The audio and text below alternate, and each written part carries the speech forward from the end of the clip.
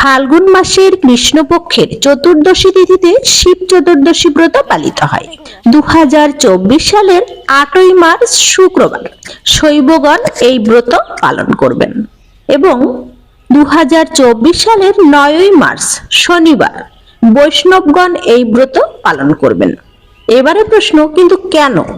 কারণ 8ই মার্চ ত্রয়োদশী বিদ্যা আছে। হরিভক্তি বিলাসের চতুর্দশ বিলাসের 69 নম্বর শ্লোকে আছে, 2 দিন ব্যাপী চতুর্দশী তিথি থাকলে প্রথম দিনে ব্রত পালন করা অন্য উপাসকের কর্তব্য।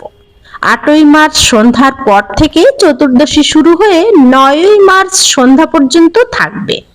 8ই মার্চ রাতে থাকছে চতুর্দশী তিথি, কিন্তু এর আগে পর্যন্ত ত্রয়োদশী তিথি। যেহেতু 8ই মার্চ ব্রাহ্ম মুহূর্ত থেকে সন্ধ্যা পর্যন্ত ত্রয়োদশী তিথি, সেই কারণে সেটি হচ্ছে ত্রয়োদশী।